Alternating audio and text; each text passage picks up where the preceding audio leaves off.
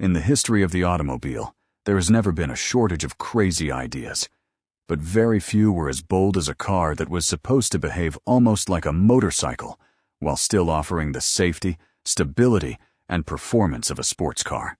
That was the promise behind the Tuscan Gyro X, a machine that, in the second half of the 1960s, was presented not just as a technical sensation, but as a glimpse into the future of transportation itself. Slim, single-seat, and balanced on two wheels by a powerful gyroscope, it looked like something lifted straight out of a science fiction film. When it debuted in 1967, it was said to be faster, safer, more efficient, and far narrower than conventional cars. In theory, it sounded revolutionary. In practice, it proved far more difficult to master. Even so, the Gyro X remains one of the most remarkable automotive experiments of the 20th century. A vehicle that was meant to change everything, and instead became a legend, known only to insiders. The roots of the project go back much further than 1967. The very idea of using a gyroscope to stabilize a vehicle was not new. Experiments of this kind had been carried out since the early 20th century. The gyroscope itself, invented by Jean Foucault in 1852, quickly found uses in maritime transport, aviation, and later military technology. For engineers dreaming of lighter, narrower, and more streamlined road vehicles, the gyroscope seemed like the perfect solution to the problem of balance. One of the men fascinated by this idea was Alex Tremulous, the famous American designer who had previously worked on creations such as the Cord 810, the Tucker, and the futuristic Ford Gyron. For years, Tremulous believed the future belonged to vehicles as narrow as a torpedo, as light as a motorcycle, and as fast as a sports car. When he joined forces with gyroscope expert Thomas Summers, that vision began to take real shape. Summers was no random collaborator. He was a specialist in gyroscopic systems who had worked on technologies related to rockets, guidance systems, and equipment used by the American military. Tremulous brought styling courage and experience in designing futuristic bodies. Summers brought the engineering knowledge behind the very heart of the idea: gyroscopic stabilization. Together, they launched an effort meant to take the gyrocar from the level of curiosity to the world of practical transportation. They managed to raise about $750,000 from investors, an enormous sum for that era. Their goal was to build the car of the future, a vehicle narrower than a conventional automobile, more aerodynamic, more fuel-efficient, and safer in corners. In their vision, two Gyro X cars could fit side by side in a single lane, and cities of the future could build narrower roads without sacrificing traffic flow. It sounded utopian, but in the climate of the 1960s, many people took such ideas very seriously. The Gyro X itself was designed as an extremely narrow two-track vehicle, balancing on two main wheels, arranged one behind the other, with small outrigger wheels that could be deployed at low speed or while parked. The body was very streamlined, low, and slender. The car measured about 470 centimeters in length, just under 120 centimeters in height, and only about 107 centimeters in width. Curb weight was roughly 840 kilograms, which, combined with a small engine, gave it a very favorable power-to-weight ratio. Tremulous gave the body the appearance of something closer to an aviation capsule than a conventional automobile. The cockpit was cramped and purely functional, and the entire vehicle felt more like an experimental prototype than a product ready for sale. And in truth, that is exactly what it was. The most important element of the Gyro X was, of course, the gyroscope itself. Without it, the entire car made no sense. Its diameter was approximately 56 centimeters, but the principle was simple. This was a heavy, rapidly spinning stabilizing device. The gyroscope was hydraulically driven by the engine and required about 3 minutes to spin up to its operating speed of roughly 6,000 revolutions per minute. Once it reached that speed, it could keep the car upright and respond to steering input. When driving straight, it made tiny corrections to maintain balance. When cornering, it worked together with the steering system, helping tilt or stabilize the vehicle as required. Even after the engine was shut off, the gyroscope could continue spinning for a long time. According to some accounts, it could keep rotating for as much as 2 hours. According to others, it spun long enough to hold the car upright without its auxiliary wheels for a limited period. Either way, the concept was fascinating and technically very daring.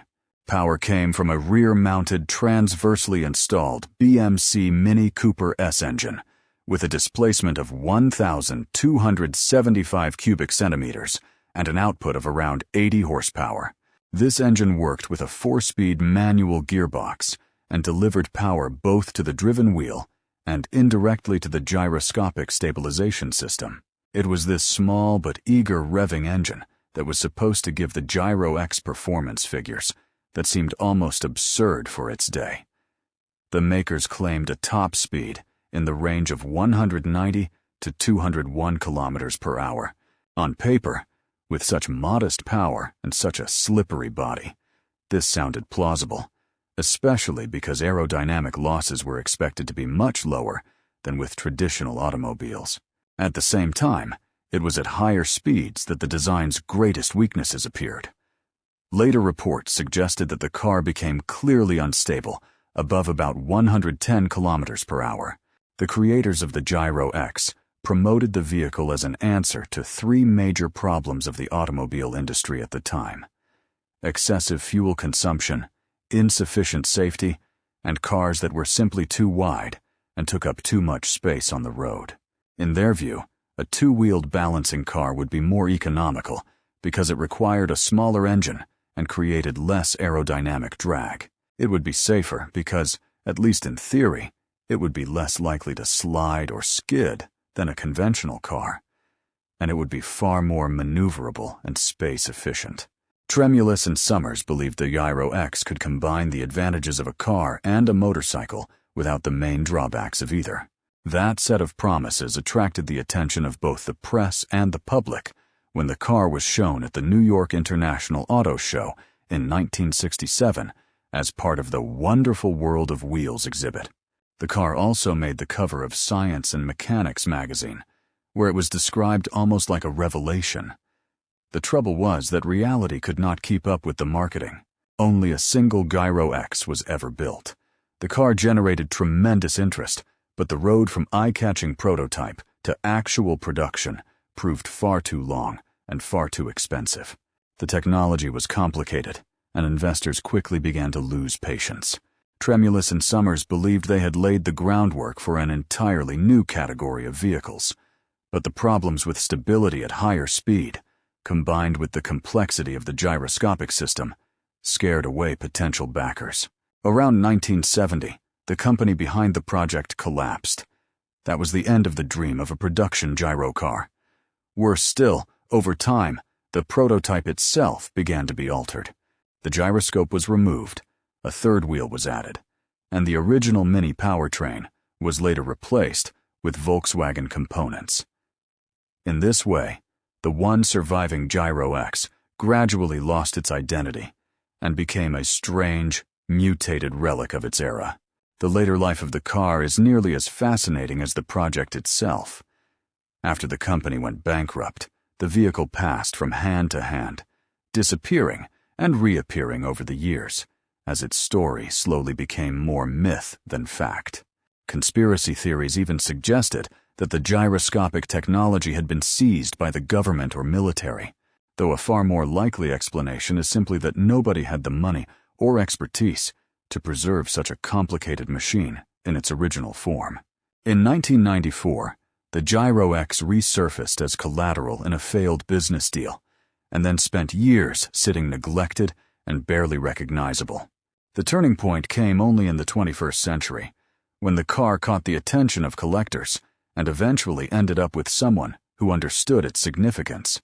In 2011, it was purchased by the Lane Motor Museum in Nashville, a museum known for specializing in unusual, experimental, and forgotten vehicles. Restoring the Gyro X was almost an archaeological exercise.